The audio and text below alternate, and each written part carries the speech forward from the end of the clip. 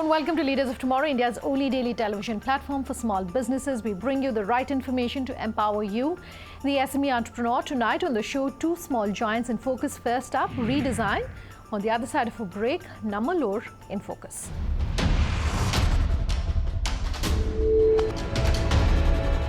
The lack of a robust supply chain perhaps is one of the biggest challenges faced by small designers and entrepreneurs in the fashion industry. And Mumbai-based Redesyn ensures that it solves just that issue, particularly logistics for small businesses. Mansi Chokse caught up with this company to bring you more. Take a listen.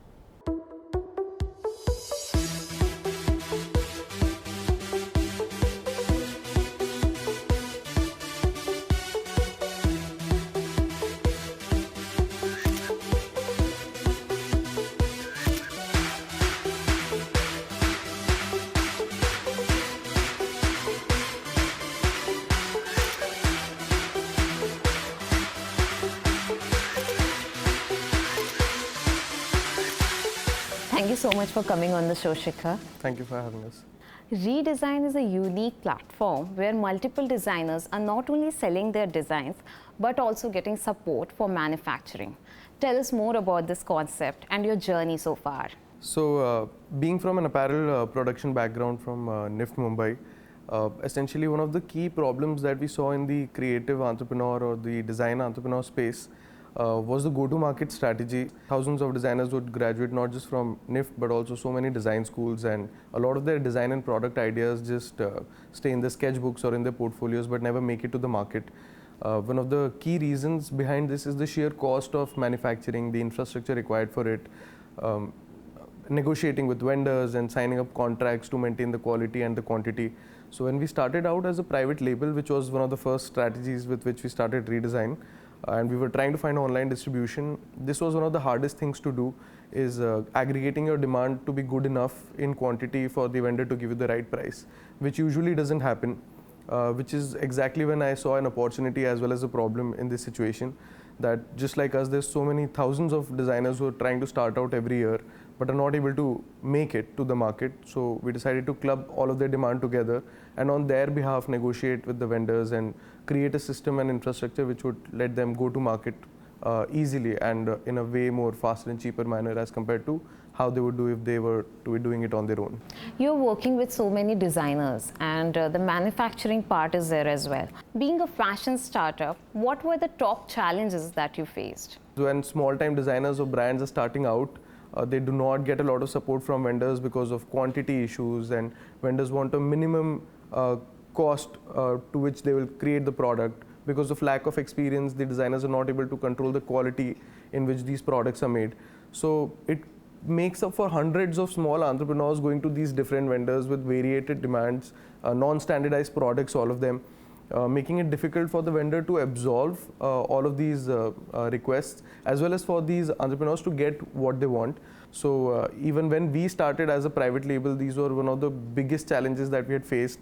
We were trying to sell on marketplaces and we were trying to find offline distribution, and like millennial consumers, their demands change really, really fast. So if you come up with a collection and there is a certain quantity that you're trying to sell, but if you haven't been able to sell it, you won't be able to go to market with any other collection. So the online apparel space, especially on all these e-commerce websites and marketplaces, is pretty crowded. How do you ensure that your products stand out? Most of the websites and marketplaces, whether they're niche websites, the space is really crowded. There's so many players with so many SKUs coming up. It becomes really difficult for the consumer to understand where exactly the attention has to go. What we do is we double down our strengths, which is the design and the designer, our aesthetic appeal in the products, that the connect that the designers made a product and spreading out to their audience automatically starts differentiating the product from a product that you would see on a marketplace.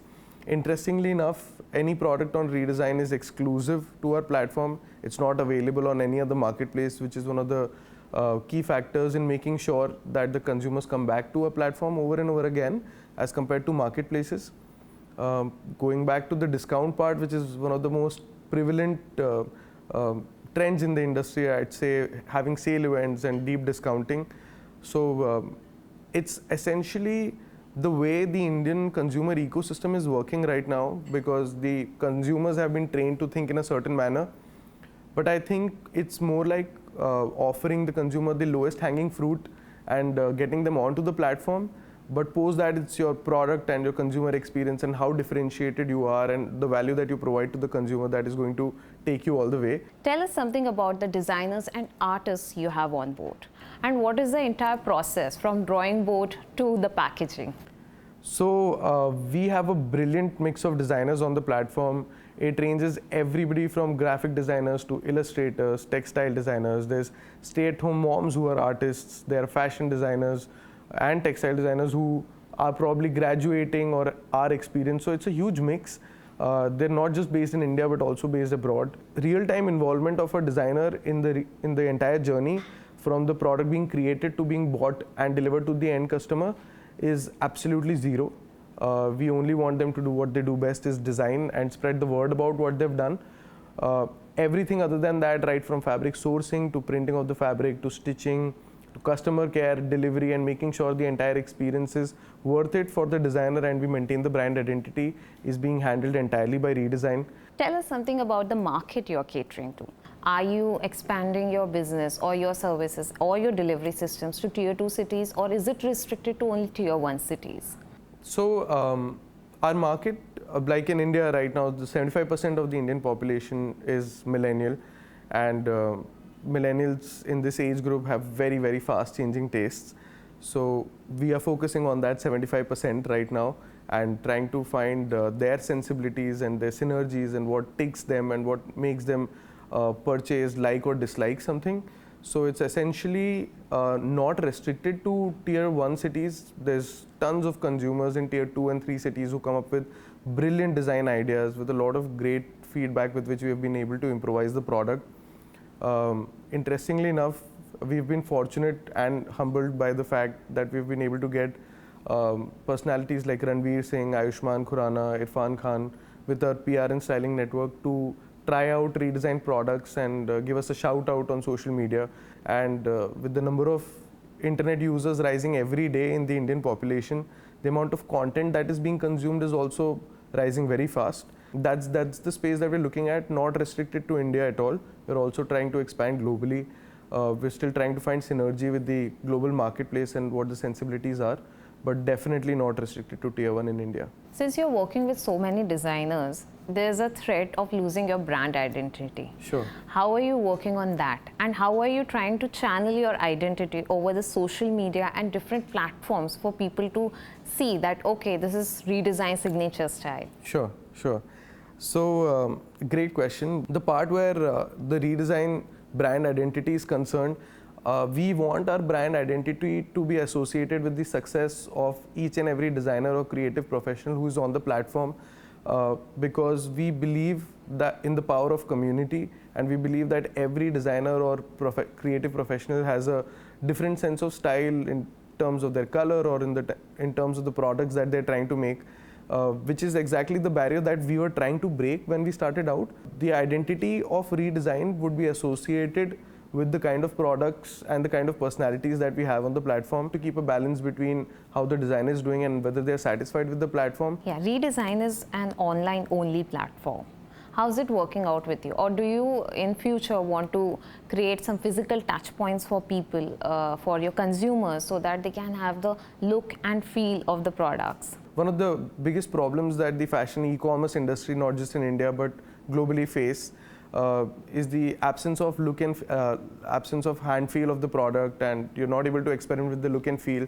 So we do something called the Designathon, which is a monthly event which is restricted to right now 1 city, but we're trying to do it in multiple cities at once in every month, where you're able to interact with the designers and get a hang of how the products look, how they feel to your hand touch, etc. As a strategy in terms of business, we don't have a retail strategy yet, but that's not our key focus right now, because of the speed with which the online community is growing and the kind of interactions and engagement that we are able to sustain on the online platform. Entrepreneurs from different streams, from different sectors, when they start out, they need some support, they need some mentoring, and they need some hand holding. How important is incubation when it comes to that stage? I personally think incubation is a very, very important part of any entrepreneur's journey, because incubation is not limited to an incubation center or an accelerator. It also happens from the industry people that you interact with, specific to your own sector, and the kind of learning experiences you have with the people who are experienced and already successful in the industry that you're trying to make a mark in. Extremely important that entrepreneurs or people who are just starting out actively seek mentorship, if not just incubation. What is the future looking like?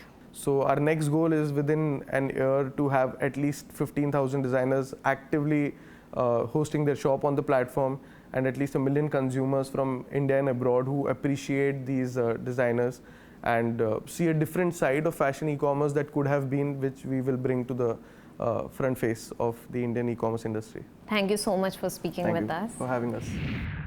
Time for a break. Nammalore on the other side. What is this company doing?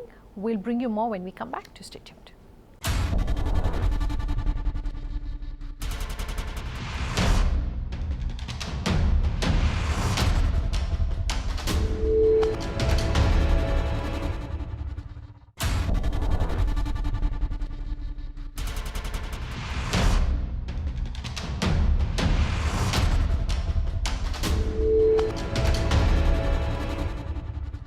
Nammalore is an interactive, immersive gaming company that uses AR and VR amongst other future technologies to create concepts that can be used for industries including healthcare and education. Tanya Dubey caught up with the company to understand more about some of these technologies and also the correlation with other industries. Take a listen.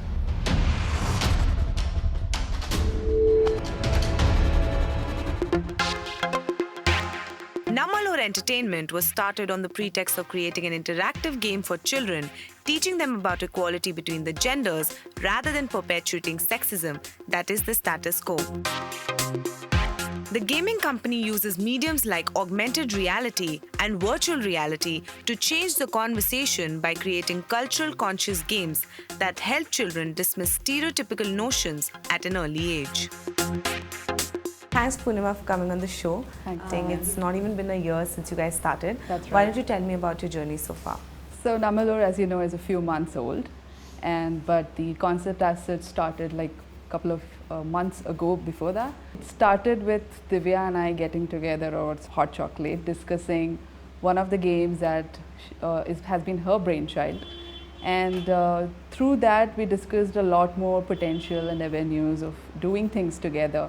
And that kind of gave birth to Nammalore. So let's talk technology. How are you using technology to gamify different concepts? So we have two different models that we approach. One is the services and one is our own IP. And in the services model, we get a lot of gamification and extended reality like AR and VR. And using that, we try to enhance a lot of features. So even in education sector, there's a lot of options for immersive learning using these technologies. Not just education actually, we also have healthcare where physiotherapy sessions are being taught through VR and AR. And we have we show sessions of upcoming procedures to patients. And that kind of reassures them of what is going to happen to them. And these things are possible today with this technology. We can sit here and we can think of how a hotel looks in the other side of the country with something as mere as a goggles, right? And on our own IP, we have focus on socio-cultural impact. So we have multiple projects working along that line where gaming is current focus that we have. So we have these two kind of models right now. Great. In terms of AR and VR, why don't you explain to me the kind of projects that you've undertaken right now and how they've helped different clients of yours? Right. So we are currently in the process of doing real estate AR and also tourism in AR and VR. So augmented reality is basically you have the realistic setting and you're incorporating these virtual elements. And VR is something where you have a headset and you're put together into a completely virtual medium. And this kind of helps. If you think about tourism, you want to go to a place, but you're not exactly sure how it looks and feels, and you want to know a lot more information about it. So we give you like a small peek into it. and following which you can make the decision of going there or not. Same with AR actually. In AR, it's as simple as bringing together solar system into your living room, and the kids can actually turn it, gain more information. So these kind of projects happens. Real estate also, you can look through the interiors, you can look how the model houses are set, and so these are some of the projects we are going to undertake. Great. So why don't you tell me about Reality Check and how you've been working with children? I'm very interested to know about Sure. that. So Reality Check, as I said, is brainchild of Divya, and we kind of Nammalore started because of that. And Reality Check is basically we are trying to build gender sensitivity in children. And we have working with people in Udupi, the government schools in Udupi, and we have undergone some research, and we are working to see what is this that is causing these gender issues. I mean, I know as adults we have a certain understanding of it, but we know these are kind of built up in the childhood itself. Like we see what our parents are doing and we kind of follow that. So we wanted to give an option to make the right path and make the choices at the very base level, so that we are hoping the society will improve bit by bit. And that's what Reality Check is aiming at. So we have like two versions. One, our current target group is children, where 8 to 12-year kids, we are trying to build in basic gender sensitivity issues, like why is it okay for boys to cry, why girls are not the only ones who should do household chores, and stuff like that. Whereas we are also looking at the grim version, where we are talking about transgender issues, because they don't even have the basic education rights. And we are talking about even grim issues like domestic violence and all that, but that is for a much different target audience. You guys come from a creative space, but you're also trying to be profitable by going and taking on clients and Yes. working with government projects. Yes. How do you strike a balance of being creative and making sure that your concept doesn't get lost in the pitch? Yeah, so it's a tricky territory. We always strive to find the right balance. When it's working with clients, they have a certain expectations of what needs to be done. And sometimes that expectations need not work for the user group. So we kind of do the research for them and pitch it to them that if you want this particular aspect to be successful, then you have to do these changes in your idea and modifications. As with any clients, you have to find the middle ground. I mean, there's no right or wrong way about it. And with our projects, we have full creative freedom. But it takes a lot of extensive research, because we are trying to deal with certain topics that might be very niche, very culturally sensitive. And so we want to make sure that we do a lot of research on it, and then we brainstorm, we come up with a design. We also then create prototypes and take it back to the user group. And many a times we know it may not work, so we are willing to go through the process again and redo it. So that's how we are flexible. We know it's time consuming, but we want to make sure it's right. Great. Another thing I'd love to focus on is your growth story. It's been a very short amount of time, but you've scaled up and you've worked with the government and different bodies. How is it dealing with different organizers and even government, where you're trying to make concepts work, but also making sure that your concept is different and creative and out of the box? Absolutely. So as with any client, not necessarily whether it's a government organization or a private, it comes with a set of challenges, and mainly because how the organization is structured. And depending on this structure, their work process changes, and because of that, our work process also changes. So it's a compromise on adaptability, and we have to strike that balance.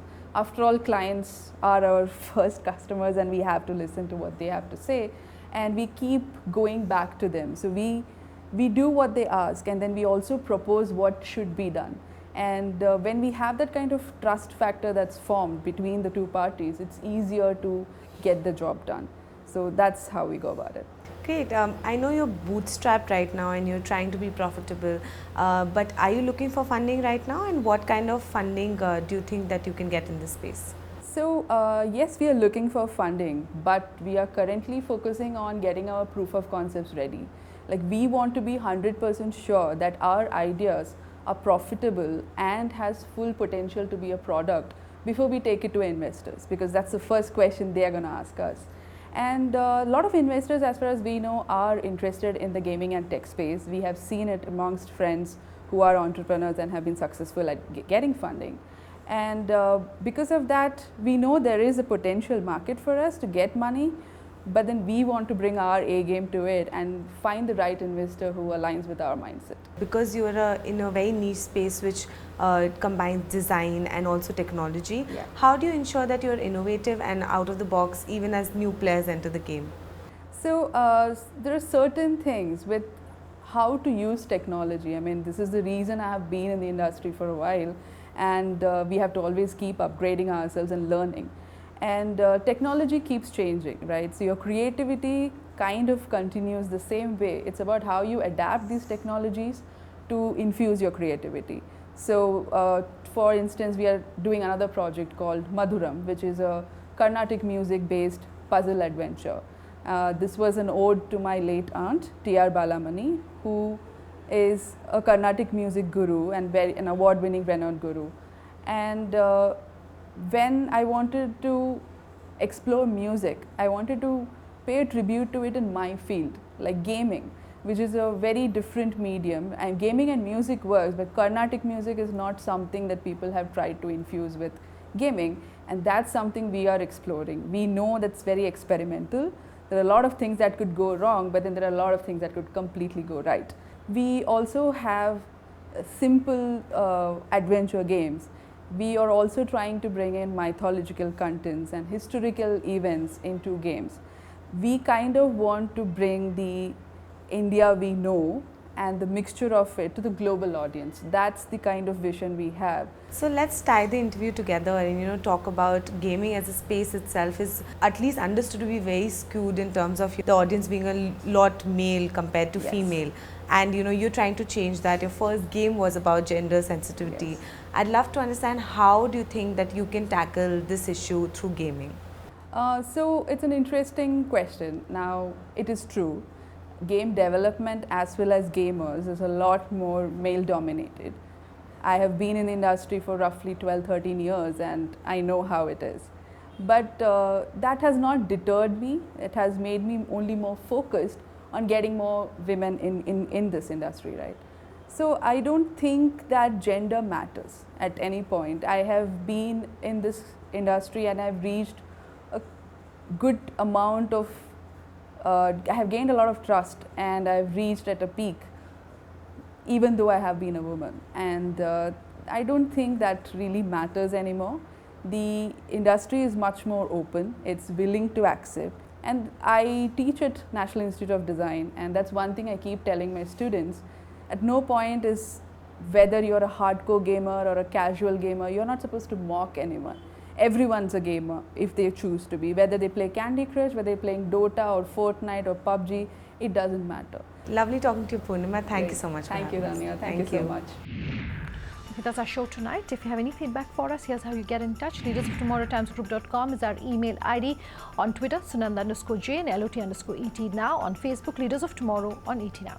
Thanks for watching. Have a good night.